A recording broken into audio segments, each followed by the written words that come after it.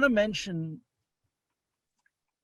the historical context, the time that revolves around Chof Ches Nissan, especially with the people that are younger, who didn't live it the way we did.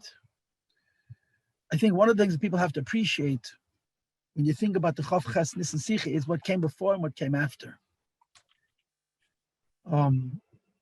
Beginning Shavuos, Mem Tes, Shavuos 2 years earlier, the Rebbe announced that Tafshin Nun would be a Teishnas Nisim, would be a year of miracles. And the Rebbe said that the reason he's giving so much notice is there should be enough time when they print calendars, they should print the luches, that Tafshin Nun is Teishnas Nisim. And then, of course, the following year was Teishnas Neflois Arenu, Arenu Neflois, and at some point the Rebbe also added Hoya Tehei. Before the year started, the Rebbe said Hoya Tehei. The year that had not yet begun was already a year of miracles.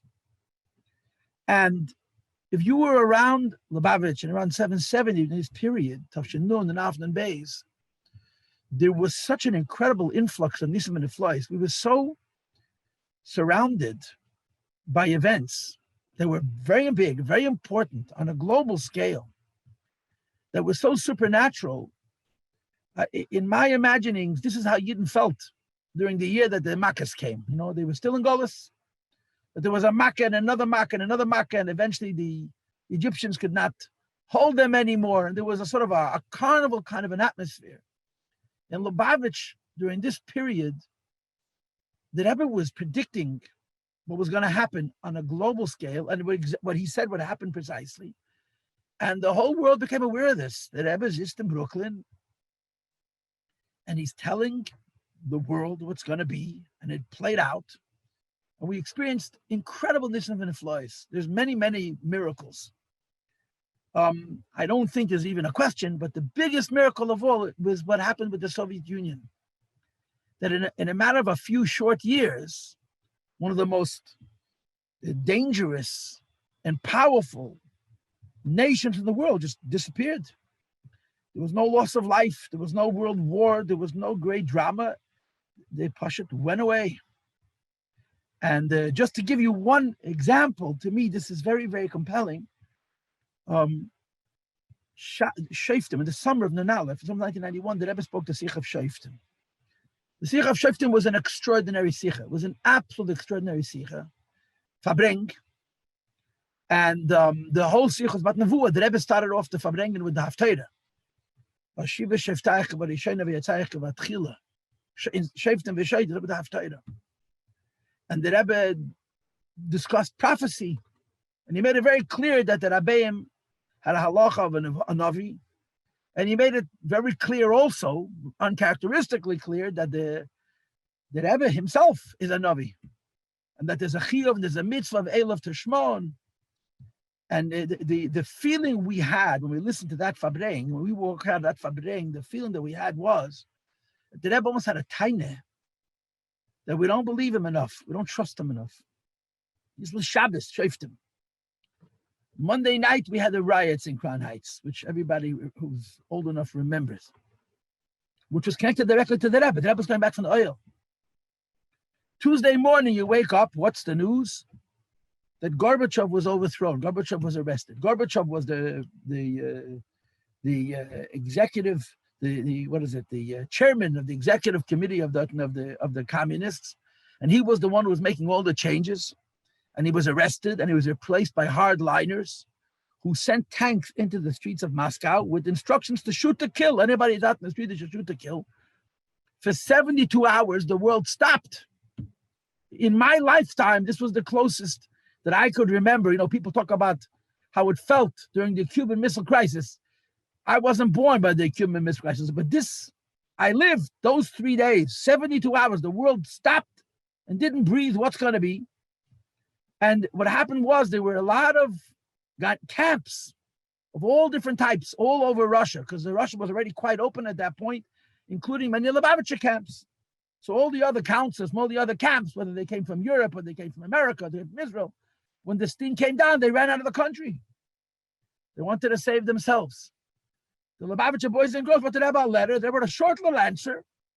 And I don't remember the words exactly, but it's really worth seeing the original the Rebbe's words were they should continue what they're doing, the camps, wherever they are in Russia till the end, and they should succeed in their holy work. And then the Rebbe added one word, kaposhut.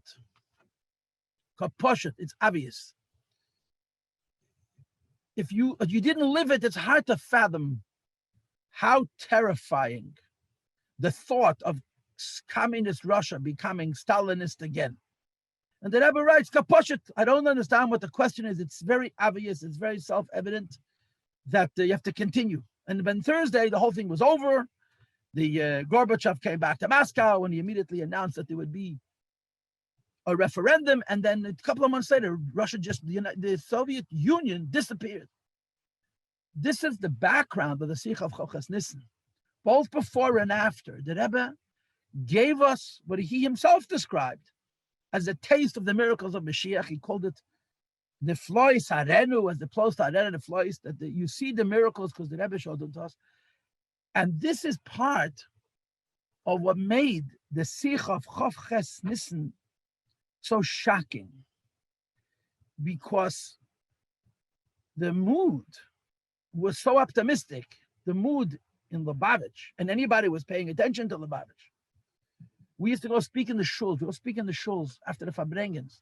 And during the Gulf War, on every street corner, people would stand and ask us, what did the Rebbe say today? Because the Rebbe was not being a prophet. He was being a prophet without any masks. He was being very overt. And exactly what the Rebbe said and how the Rebbe said is exactly how it played out. And as a consequence of this, the Simcha of Chof Nissan was such a surprise. It was so inconsistent with everything happening around it. Two nights before, Chof Nissan was a Yechidus. For Orchim who came for Pesach, there was Yechidus for the visitors that came for Pesach. The entire Yechidus was the Rebbe sitting and enumerating the miracles that we've witnessed. And the whole point was that we're seeing Hashem is showing us his hand as the preparation for this Golus of Melech HaMashiach. So Chof Nissan was it didn't make sense. The tone and the mood of Chof Nissan, I don't think this is how the Rebbe intended it, but the way we experienced it was a tone and a mood of almost of yish, of despair, something which the Rebbe, Beklal, doesn't have any leanings towards.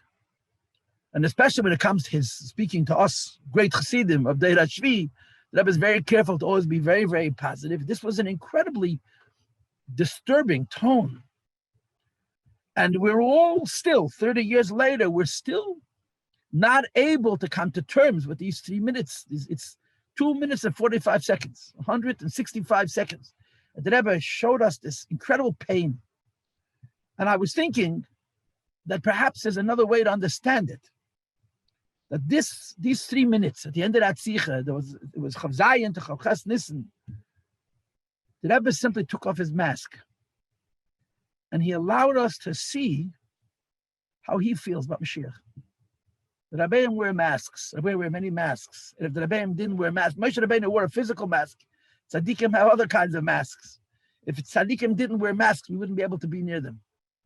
The Rebbe took off his mask and he let us see what it means to want Mashiach. In other words, I don't think we necessarily have to see these 3 minutes with the bitterness that we naturally responded to it. And I want to say one other thing that I think is critical and important, and that is, the Rebbe started talking about Mashiach in the early 80s, mamish, almost 10 years before this Sikha. The Rebbe became, there's a Mitzvah Mashiach. And I was a boy, I was a bacher during this decade. That's my years in 7 years in yeshiva. The Rebbe spoke so many sikhs. Some of them were rather passionate. Some of them were very, very emotional. And as a rule, we always heard these sikhs as if the Rebbe is talking to the Eibishter. He didn't mean us. He was having a conversation with the Eibishter about the need for Mashiach, and he was allowing us to listen in. Until Chof Nissan, we didn't appreciate, as many times as the Rebbe said it, that the Rebbe was saying to us that there's something that we need to do. And perhaps this is another reason, I think this is the primary reason, the Rebbe made so many Mitzvahim, and Chassidim were always ready and there for the Hineni. When it came to Mashiach, I felt and I feel that for many of us, we didn't see it as the Rebbe talking to us. We saw the Rebbe talking to the Rebbe. After Chof Ches Nissan, there was no doubt in anybody's mind that the Rebbe meant us. And I'm just going to say, I have very little time. I want to say 4 things, which are practical, because the whole point, it should be actionable. I want to say 4 things. And I'm imagining that everyone said these already, and they're going to be said over the next 24 hours many times. But there's a presumption that not everybody is going to stick around for the whole 24 hours, so you probably should be said more than once. Obviously, the most important, the most basic Hira, which came directly following Chof Ches Nissan, was the Hira about learning the Moshiach Gula. And again, it was already mentioned in the previous talk that there's going to be a new initiative made that people should learn the Dvar Malchus. And all the sichas of the Rebbe on Inyan Moshiach Gula, the Dvar Malchus is 4 sichas on the Rambam. And there were many, many sichas of the Rebbe and the Rambam. And the truth of the matter is that the Rebbe wrote the Torah of Moshiach revolving around the Rambam. And if a person wants to understand Moshiach in a way that he knows what it means in Torah, he understands what it means for him or her personally, and why it's important for me, the Moshiach, to come, you have to learn these sichas, these 4 and all the other sichas that the Rebbe spoke over the years, the sichas on the Rambam, Hilchas Moshiach, where the Rebbe explains what Moshiach means, how Moshiach comes, and what our role in it is. So the first thing is, obviously, this is an opportunity to recommit ourselves to this idea. You have to learn Moshiach, Moshiach Gula Moshiach.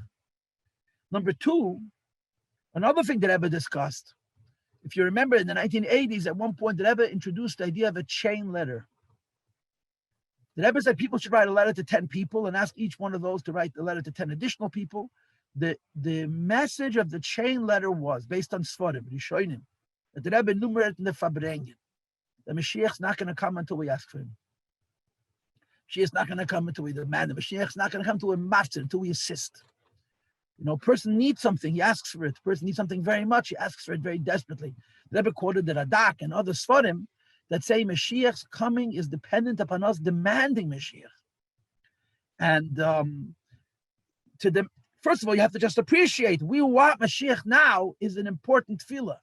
And it has to be said mit ganzen Herzen. And in order for the haftzara, for the demand for Mashiach to be real, we have to know what Mashiach means. If you learn about Mashiach, then you can appreciate what you want, what I want, what we want, and we have to demand Mashiach, and we have to be mafarsim. This is not a Lubavitcher inyan, that demanding Mashiach is negeya kipshutei in the coming of Mashiach. And the third thing is that the Rebbe spoke, by the way, this is another whole parsha that put him, 1987, put it up from Zion. The Rebbe's the same 3 minutes that the Rebbe said with so much heart, so much emotion in Tafshin and Aleph. The Rebbe said for an hour and a half, B'seidem, B'suder, B'higoyin, B'pratim, B'prati-pratim, and the Fabrengen of Purim of 87, of Tafshin Mem Zayin, and he used exactly the same words. Just like he said, he's giving it over to us. And that Sikha, the expression that the Rebbe used was, as Geita Riber from the Hanasi to the Hakoil.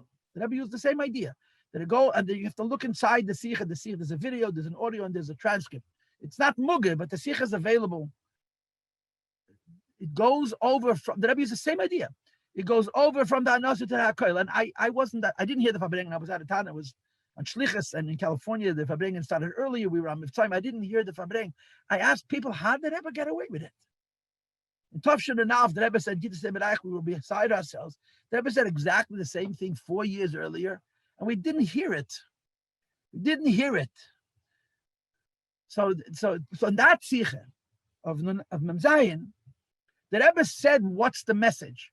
And the message was, La'olam yira odom atzme shakel, v'chai lo'olam kulei shakel, also ma'isa achas, diberach neshava achas, v'chriyas atzvacham kulei chatzchus, u'maybe leiv leiv yishuva kol. The Rebbe quoted the Rambam, which is based on a Gemara.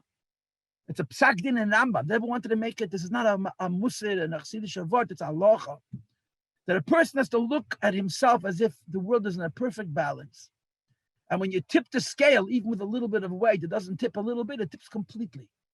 A person does one good deed, says one appropriate word, thinks one appropriate thought, he brings a gula to himself and to the whole world and to all of history.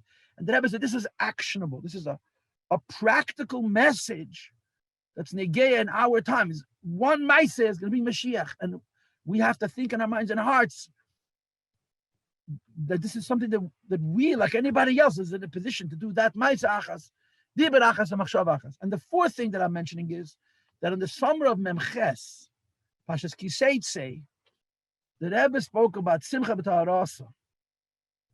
Also a practical thing, right? The lumdus is that in Torah, the highest Simcha in Torah is Simcha shel Mitzvah. The Rebbe has a Sicha, a Purim Katan Sicha, which is based on a Rambam. The highest Simcha in Torah is Simcha shel Mitzvah, joy of a Mitzvah. But the Ramah writes, Tevlei Mishta Tamid. At the end of Golus, there's a Simcha which is even higher than the Simcha shel Mitzvah, which is Simcha for no reason. Simcha just because I'm a Yid. And the Rebbe said in the Fabring in the Pashas Kiseta, the Sicha is edited, you could read it inside. Like I tell my students all the time, please do not trust me, take out the book and look it up. The Rebbe said, the Rebbe said, try. The Rebbe said, we tried everything to bring Moshiach, and the Revaila we have not had Hatzlacha. The Rebbe mentioned other Gdeli Yisrael that made the efforts to be Deicha Gesaketz. And the Rebbe said, one thing we didn't try is Simcha. And the Rebbe wanted the idea of Simcha as an avoida, like you have in that Yem. Nicht as avoida, das sei mit an emes, nor emes allein as an avoida. So this is nicht nor as avoida, das sei mit sein mit a Simcha, nor Simcha allein as an avoida. That was the point of that Fabringen. Posha to be sameach as a way of being me'orer and to be megala, the Galus of Melech HaMashiach. So this is the thoughts that I wish to share. I want to thank you for the opportunity. And Rebbe Bench was the Golus Shleima, but if I did have a nigla, matam sa tzvachem. Well, man, I might say, yes, now, mamish.